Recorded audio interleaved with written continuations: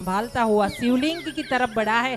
जाकर के उसने शिवलिंग के ऊपर जो पत्र थे, बिली पत्र थे, पुष्प थे, उसको सबको सफाई की है। और उसके बाद देखा कि दीप जो है ना वो बुझने की तैयारी है, तो उसने दीप को थोड़ा जलता हुआ और बढ़ाया है, उसकी बाटी को, तो और रोशनी हुई है शिवालय में। और इस करके दीप और प्रकट हुआ है। उस शिवालय की दीप की रोशनी में उसने देखा कि सब शांति से सोए हैं। उसने इधर उधर देखा तो कहीं छोटा सा पत्र में एक प्रसाद पड़ा था, उसको भूख लगी थी, तो उसने वो प्रसाद उठाया और थोड़ा सा मुंह में रखा और सोचा कि अपने बिस्तर पे जगह पे जाता हूं और जाकर के मैं प्रसाद खाऊंगा। जैसे ही चलने लगा उसको किसी की ठोकर लगी तो गिर पड़ा। आवाज आई तो सब भक्त खड़े हुए, उनको लगा कि कोई चोर आया है और इसलिए सबने उठ करके मारना शुरू किया। मारते मारते उसका देह वहीं पे प्राण छोड़ दिया और वो बेहोश होके प्राण गवा के वहीं पड़ गया। उसी समय यमदूत आए तो उसका देह का प्राण लेकर के जाना चाहे, उसी समय शिवजी के दूत आए, शिवगण आए और शिवगण ने बोला आप इसको नहीं लेकर के जा सकते, हमारा ये दूत है, हम उसको लेकर के जाएंगे, शिव का गण बनेगा। तो सबने जो यम के दूत थे उन्होंने पूछा ये कैसे हो सकता है, इसने जिंदगी भर पाप कर्म किए हैं, इसने कोई अच्छा कर्म नहीं किया, तो इसको तो यमदूत ही लेकर के जाएंगे। तब यमदूत को शिव गणों ने समझाया है कि देखो भाई, बात ऐसी है कि मौत तक, इसकी मौत आई तब तक इसने खराब कर्म किया, लेकिन अंतिम समय में इसने शिवालय में शिव कथा सुनी है और उसके बाद देखिए थोड़ी क्षणों के लिए शिव कथा सुनी है, ज्यादा नहीं, और उसके बाद उसने दीप को प्रकट किया है, शिवजी को साफ किया है शिवलिंग को, और ऊपर से थोड़ा सा प्रसाद भी शिवजी का उसने आरोग्य मन में मुंह में लिया है। तो ये सब करना मतलब ये शिव का गण बनने के लायक है। इस करके शिव के गण उसको लेकर के गए हैं और लेकर के शिवजी के समक्ष गए हैं। शिवजी ने उसे आशीर्वाद दिया है और अपना गण बना के उसकी स्थापना की है। बोलिए महादेव की, बोलिए भोलेनाथ की, बोलिए शांब सदाशिव की जय हो। तो आइए एक छोटा सा भजन लेते हैं और उसके बाद आगे बढ़ते हैं।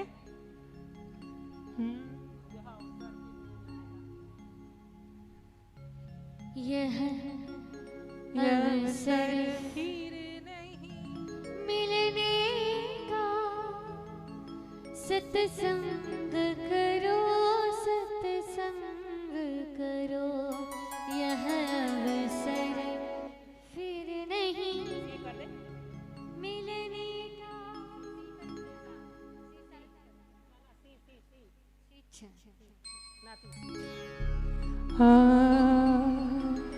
यह अवसर फिर नहीं मिलने का, सत्संग करो, सत्संग करो,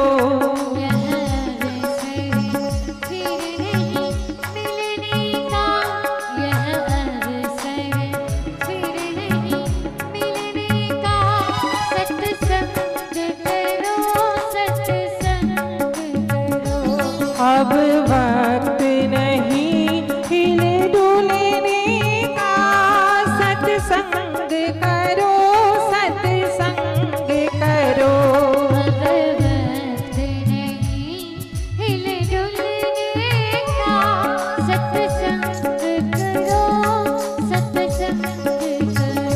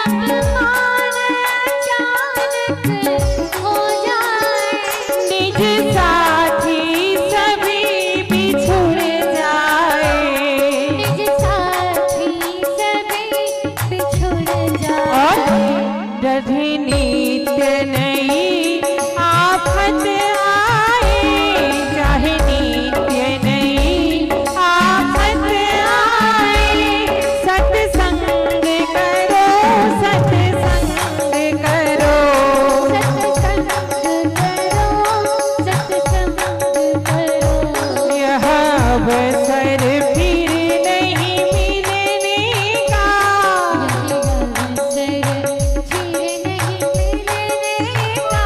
सत्संग करो, सत्संग करो, ये सत्संग करो, सत्संग करो, सत्संग करो। बोले श्री उमापति महादेव की जय, कैलाश वाले काशी विश्वनाथ की जय, श्री रामचंद्र भगवान की जय, श्री कृष्णचंद्र भगवान की जय, सर्वेश्वर धाम मंदिर की जय, अपने अपने माता पिता पिता की जय। देखिए जयकार हो ना, तब दोनों हाथ ऊपर कीजिए और जोर से बोलिए जितना हो सके, क्योंकि भगवान की तो जयकार हो चुकी है। ये तो हम लोग विधान कर रहे हैं अपना अपना जयकार करवाने का। हाँ, उनकी हाजिरी में बैठ के अपना अपना जयकार करवा रहे हैं। हाँ, जिसको जिसको भी जयकार करवाना हो ना, अपना जय करना हो ना, वही हाथ ऊपर करे, बाकी की ना करे। हाँ, ध्यान क्या रखना है, जयकार नहीं करवानी है ना, हाथ ऊपर नहीं करना, गलती से भी नहीं, ये गलती नहीं होनी चाहिए। हाँ, बोले सर्वेश्वर धाम की जय। ये दहाड़ के बोलिए, जयकार करे तब। बाकी सब में थोड़ा थोड़ा कम रहोगे चलेगा, है ना। तो आइए यहाँ शिव पुराण की श्रवण विधि। एक बात मैं अपनी बता दूं, मैंने बहुत समय से अपने शरीर के ऊपर कोई प्रयोग शुरू किया, तो उसमें मैंने आंवला का चूर्ण, ये जरूरी है आपको बताना इसलिए बता रही हूँ। आंवला का चूर्ण आता है शुद्ध, वो और त्रिफला का चूर्ण, वो मैंने रात को लेना शुरू किया, आधी आधी चम्मच। अब तकलीफ ये है कि धीरे धीरे मेरे चश्मे का नंबर उतरता जा रहा है। 2.5 था, दूर का 1.5 था, वो कम होता जा रहा है। अब मैं बिना चश्मे के पढ़ रही हूँ, बोलो। और जब चश्मा लगाती हूँ तो मुझे कुछ नहीं दिख रहा है, अभी ऐसी हालत है। और ये आपको इसलिए बता रही हूँ कि आप ये करिएगा घर पे, जरूरी है। शरीर शुद्ध रहेगा ना, तो ये माध्यम है, ये माध्यम है कि इसके द्वारा यहाँ तक पहुँचे, यहाँ तक पहुँच सकते हैं। तो आप लोग घर पे ये शुद्ध चीज कर सकते हो आयुर्वेद की। तो आइए, यहाँ बताया है कि शिव पुराण का श्रवण विधि क्या है। जो श्रवण करने आए हो ना, सुनने के लिए आप लोग, तो आपके लिए यहाँ विधान है। ऐसे हमारे लिए भी है और आपके लिए भी है। तो उसमें विधान क्या कहा गया है कि कोई मुहूर्त देखिए बढ़िया सा, हाँ, कोई बढ़िया सा मुहूर्त देखे, वो मुहूर्त निकालिए कि इस दिन, इस मुहूर्त में हम ये कथा का, शिव कथा का आयोजन कर रहे हैं। उसके बाद अपने सगे संबंधियों को, पड़ोसियों को, सोसाइटी में, अपने जो समाज है उसमें सबको बिठा करके उनको बात कीजिए कि हम ये कथा करवाना चाहते हैं और ये आयोजन हो रहा है। तो आपके जो रिश्तेदार दूर है ना, उनको भी निमंत्रण भेजिए। निमंत्रण भेज के उनको या तो कथा की पत्रिका भेजिए या फिर फोन करके किसी भी हालत में उनको एक बार ऐसा मन्नत करिए। आप ऐसा हो ना, कथा सुनने के लिए आ जाइए। कथा सुनने आप 7 दिन नहीं आ सकते ना, कोई बात नहीं, 2 दिन आइए। अरे 2 दिन नहीं आ सकते, 1 दिन तो आ सकते हो ना। और 1 दिन अगर ना आ सके ना, 1 घंटा के लिए, 1 पल के लिए भी आइए और हमारे घर पे शिव कथा हो रही है, आप श्रवण कीजिए। गांव में जब कथा होती है हमारी, तो भरूच डिस्ट्रिक्ट में आइए, कोई भी ऐसा गांव नहीं कि जहां हमारे कथा ना हुआ हो। हाँ, और ये शिव कथा 1-1 महीने की करवाते हैं गुजरातियों में। हमने 1-1 महीने की, हमने और मानसी जी के पापा ने 1-1 महीने की कथा की है। एक ही गांव में 1 महीना शिव कथा कंटिन्यू, लगातार, जो रात को बैठे 8 बजे से 12 बजे तक, हाँ, ऐसी कथा होती थी। तो यहाँ पे बताया गया है कि 1 घंटा भी आप आओ, ऐसा रिश्तेदारों को बताओ। देखिए, कहीं भी अगर मेरे से त्रुटि हो जाए तो मुझे माफ कीजिएगा कि यजमान का नाम नहीं बोले हम, लेकिन यजमान का नाम बोले ना बोले, मेरे से कुछ नहीं होने वाला। जो ये है ना बैठा, हाँ, उसको सब पता है किसका भाव क्या है, कैसे ये लोग बैठे हैं, किसके मन में क्या चल रहा है, उसे सब पता है। हाँ, इसलिए मुझे मंजू बहन का नाम पता है, फिर अपनी मनीषा बहन का नाम पता है, फिर अपनी सीता बहन कहाँ गई? सीता बहन बैठी है ना, हाँ सीता बहन का नाम पता है, लेकिन भाइयों का नाम बिल्कुल पता नहीं है। हाँ एक यजमान जी तो बैठ के चले गए। हाँ, तो ये मतलब हमारी 3 बहनें जो है ना, आरती के यजमान है, अच्छा उनका नाम मुझे नहीं पता अभी तक। तो जैसे जैसे धीरे धीरे मुझे कथा के समय में समय मिलता जाएगा, वैसे वैसे सबका नाम मैं जान लूंगी, है ना। और फिर तो आगे दोस्ती बढ़ेगी, संबंध बढ़ेगा, है ना। तो आइए, एक संबंध मेरा बड़ा, क्या? राधे कृष्ण मंडली से, है ना। और ऐसे मैं बोलती थी, यहाँ पहली बार आई ना कथा के बाद के द्वारिका भाई है ना, द्वारिका कापड़िया भैया, वो मेरे भाई है, मेरा मैका है ये, हाँ अक्सर टाउनशिप मेरा मैका है, ऐसा मैं बोलती थी हर बार, और आज भी बोल रही हूँ कि मेरा मैका है। तभी तो आपने मुझे प्यार से ऐसे तीसरी बार बुला लिया, हाँ नहीं तो ऐसे देखिए, किसी के घर एक दिन भजन करना हो ना 3 घंटा 1 घंटा, तो उसके लिए व्यवस्था नहीं हो पाती, सोचते जाने दो अगले साल करवा लेंगे।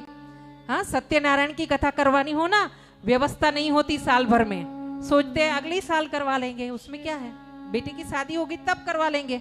हाँ, तो ये कथा करवाना 7 दिन की ये छोटी मोटी बात नहीं है। राधे कृष्ण मंडली के लिए एक बार जयकार हो जाए, बोले सर्वेश्वर धाम की जय हो, बोले राधे कृष्ण मंडल की जय हो। अपने अपने माता पिता की। कहते हैं लोग कि औरत की बुद्धि घुटने में होती है।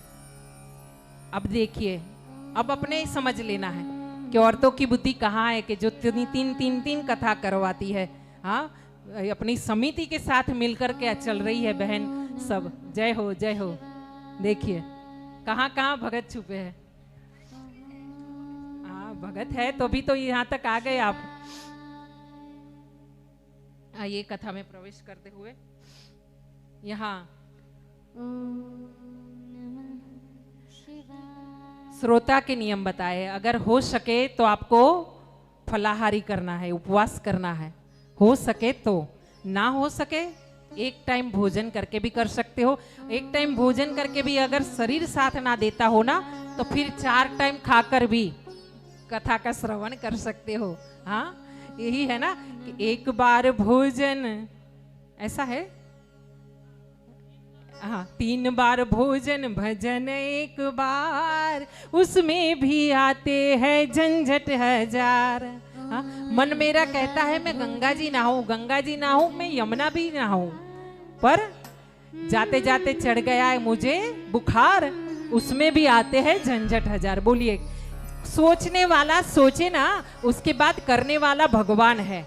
हम अगर अर्जी रखेंगे ना, तो पास ना पास करने की उसके पास है हक। हाँ, वो चाहेगा तो यहाँ तक ले आएगा, नहीं चाहेगा ना तो यहाँ तक आने नहीं देगा किसी को। हाँ, खींच के ले आएगा, कोई नहीं चाहेगा तो, चाहेगा तो यहाँ आने भी नहीं देगा। हाँ, तो आइए, यहाँ श्रोता के नियम बताए गए हैं। और श्रोता के नियम ये है कि पवित्र स्थल में, कोई मंदिर हो, कोई आश्रम हो, कोई नदी का किनारा हो, वहां पे कथा का आयोजन कीजिए। कहीं ना मिले तो अपने घर के आंगन में भी कथा का आयोजन होना चाहिए। यहाँ बताया गया है कि जो आयोजक है ना, उसे श्रोताओं को और वक्ता को बैठने के लिए सुखासन देना चाहिए, जिसमें आराम से पंखा ये सब लगा होना चाहिए। गर्मी लगे और उठकर चले जाए श्रोता, वो काम नहीं होना चाहिए। हाँ, आगे चलकर बताया गया है वक्ता का नियम। वक्ता के नियम में बताया गया है कि वक्ता जो बोलने वाले हैं ना, कथा करने वाले मेरे जैसे पंडित जी, उनको चतुर होना जरूरी है, शांत होना जरूरी है। अब चतुर भी हो शांत भी हो, कैसे मेल हो? लेकिन होता है। क्यों? चतुराई अपनी कहीं बतानी है, कहाँ दिखानी है, वो अपने को समझ होना चाहिए। जहां नहीं दिखानी है वहां अपनी चतुराई दिखाने चले गए ना, वहां से 2 गाली खा सकते हैं। हाँ, इसलिए यहाँ बताया गया है चतुर, शांत, जितेंद्रिय, दयालु। दयालु भी होने चाहिए। हाँ, ऐसे दयालु मैंने देखे हैं कि कथा में लाख लाख रुपया ऐसे पड़ा है, उठा करके मंदिर के पंडित जी को दे देते हैं, कहते हैं आप रखो, हाँ हमको तो आ जाएगा दूसरा। ऐसे ऐसे दयालु देखे हैं। और देख बोला है दृष्टांत कुशल, जो छोटी छोटी बातें बना करके आपको शिव जी का गूढ़ रहस्य, क्यों शिव जी का रहस्य इतना गूढ़ है ना कि उनकी जटा है ना उसका भी एक अर्थ है, वो जो भस्म लगाते हैं ना शरीर पर उसका भी एक अर्थ है। वो गूढ़ रहस्य को आपको छोटी छोटी आपकी बातों में, आपकी भाषा में समझाए, क्योंकि ऐसे बड़े बड़े श्लोक पढ़ जाएंगे ना, पंडित जी बैठे बैठे पढ़ते रहेंगे बड़े बड़े श्लोक, तो उसमें तो आपको पता नहीं चलेगा। हाँ, लोक भोग्य वाणी में आपको समझाना पड़ेगा ये बातों को, शिव पुराण की गूढ़ बातों को। हाँ, यहाँ बताया गया है कि हमेशा जो पुराणी है, पुराणी यानी जो कथा वक्ता है वो वंदनीय है, उसे प्रणाम करो। और एक बात और गूढ़ रहस्य बताती हूँ, आपकी मनोकामना जो हो ना आकर के भोले बाबा को वहां बताओ और यहाँ आकर के ग्रंथ महाराज को बताओ। हाँ, किसी और को बताने की जरूरत नहीं, कहीं बताने की, लेकिन यहाँ आके व्यासपीठ पे अगर आप बता दोगे ना, हो सकता है मेरे अनुभव से कि तुरंत उसका इलाज होता है, तुरंत जवाब मिलता है कथा में। हाँ, यहाँ आगे बताया गया है श्रद्धा और भक्ति होनी जरूरी है श्रोता को, श्रोता को श्रद्धा होनी जरूरी है, भक्ति होनी जरूरी है, भाव होना चाहिए। हाँ, भावना में भाव हो तो भव से बेड़ा पार है, भावना में भाव ना हो तो भावना बेकार है।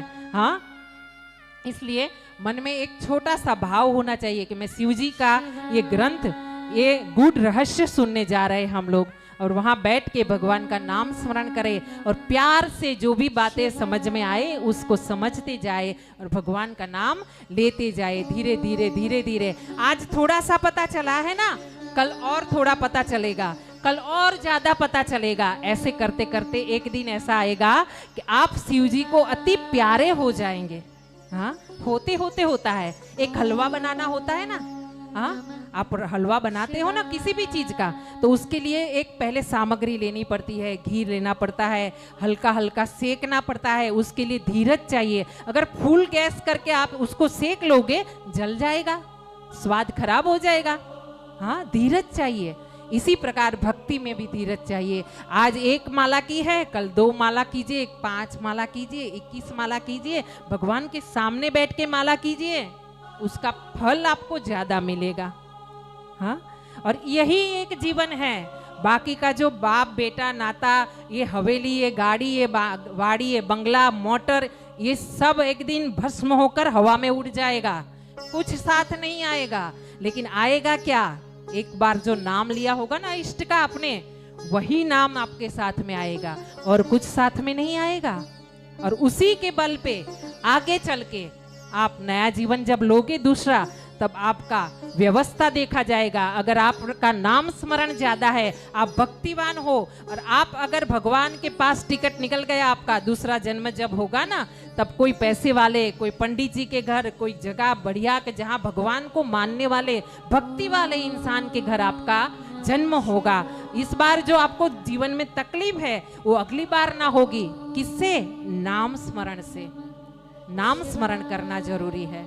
हाँ, साथ में बताया गया है कि यहाँ एक पंडित जी को नाम स्मरण करने के लिए बिठाना जरूरी है। जैसे अपने मानसी बहन ओम नमः शिवाय जाप कर रही है कंटिन्यू, वैसे एक पंडित जी को नाम स्मरण करना जरूरी है। साथ में एक पंडित जी को महाशिव पुराण की पुस्तक ग्रंथ पढ़ना जरूरी है। और उस हिसाब से यहाँ आगे बताया है कि जो घर का व्यवहार है ना, वो घर के व्यवहार को भूल जाओ। जब यहाँ आओगे ना तो घर का सब व्यवहार भूल जाओ। यहाँ आए हो भोलेनाथ के होकर के रह जाओ, उसके सिवा कुछ नहीं दिमाग में होना चाहिए। यहाँ और बताया गया है दोनों को ब्रह्मचर्य पालन करना जरूरी है। हाँ, जमीन पे सोना जरूरी है। उसके साथ आगे बताया गया है कि बातें ना करे, कथा में आकर के बातें ना करे। कोई कोई बहन ऐसी होती है कि जिसको चाहिए कि आगे ही बैठना है, वो देर से आए फिर भी आगे आके ही बैठेगी। हाँ, तो ये मत सोचिए, ये मत सोचिए। क्यों? भगवान की दृष्टि आप सब पर, हम सब पर एक जैसी ही है। आप कहीं भी बैठे रहोगे ना, आप कथा सुन रहे हो ना, भगवान आपको उतना ही आशीर्वाद देगा जैसे पहले में बैठी है बहन। हाँ, तो ये मत करिए। यहाँ ये भी बताया है कि वक्ता जो बैठे हैं उससे ऊंचा आसन लेकर के बैठना नहीं चाहिए। श्रोताओं को यथाशक्ति दान देना चाहिए। यहाँ तो ये भी बोला है कि सोने का सिंहासन बना के उसके ऊपर शिव पुराण रख के वक्ता को दान में दीजिए। तो मैं ये कहती हूँ, ऐसे तो गाय भी दान में देने की और भूमि भी दान देने की यहाँ बातें हुई है, लेकिन हम बताते हैं कि आप अगर भगवान का नाम लेते हो और प्यार से आकर यहाँ सुनते हो ना समय पे, कल 1:30 बजे आ जाना। हाँ, जो आज देर से आए हैं ना धीरे धीरे, कल 1:30 बजे या तो लास्ट 2 बजे आ जाना आप। हाँ, यही आपका दान हो गया। और मेरे लिए दान यही है कि आप लोगों ने मुझे तीसरी बार यहाँ कथा के लिए, भगवान का गुणगान गाने के लिए मौका दिया है। देखिए, कथा बहुत लोग करवाते हैं, पैसा हो तो इससे भी बड़ी बड़ी कथाएं हम करके आए हैं। अभी हरिद्वार, काशी जी में, जगन्नाथ जी में कथा करके आए। अगली कथा आपको बता दूं, मेरी 14/9 से 20/9, मतलब ये अपना जो क्या बोलते हैं, श्राद्ध पक्ष, अगले महीने में सितंबर में 14 सितंबर से कथा है बंबई पार्ला संन्यास आश्रम में। संन्यास आश्रम बहुत बड़ा पार्ला में है, उस आश्रम में हमारी कथा है भागवत जी की अगली कथा। और एक कथा कड़ोदरा में फाइनल हो रही है नवरात्रि में, और वो है देवी भागवत जी की कथा। आप देखिए कि आप मुझे दान दोगे, उससे बड़ा दान मेरे लिए क्या है। मैं 3 घंटा यहाँ बैठ सकूं। शरीर से आप लोग पाँव हिला सकते हो, मैं हिला नहीं सकती। आप इधर से उधर हो सकते हो, उठकर जा सकते हो, हम नहीं जा सकते। हाँ, और भूखा रहना, उपवास करना, मन को कंट्रोल में रखना, हाँ, दिमाग को कंट्रोल में रखना, शब्दों को कंट्रोल में रखना, ये सब वक्ता को करना है। और उस पे भी मुझे इतनी भागवत जी मिली है, ये शिव कथा मिली है, राम कथा मेरी अयोध्या जी में फरवरी में 2026 की फरवरी की 6 तारीख से शुरू हो रही है, तो वो मुझे मिली है। और देवी भागवत जी भी हो रही है। मतलब कोई ग्रंथ भगवान ने मेरे लिए बाकी नहीं रखा। इससे अच्छा क्या होगा। नहीं, नानी बाई का मायरा मेरा इच्छा है, मेरा नया घर हुआ तो आप उसमें करो। हाँ, ये मानसी बहन के घर पे एक नानी बाई का मायरा फाइनल हो रहा है। तो अब नहीं दे रहे, डेट ही नहीं दे रहे हैं दीदी जी। डेट मिल जाएगी, हम तो इतने बड़े वक्ता नहीं है, आपको डेट मिल जाएगी। तो शिव कथा, भागवत जी, रामायण जी और देवी भागवत जी और नानी बाई का मायरा, सुंदरकांड और भजन। अब इससे ज्यादा भगवान मुझे क्या दे सकता है। जो इतना मिला है उसमें मैं एक ही बात करती हूँ, आपको अगर कुछ देना है ना, मेरे लिए भगवान के सामने खड़े होकर इतनी प्रार्थना करना, मेरा स्वास्थ्य ही शरीर सही रहे बस।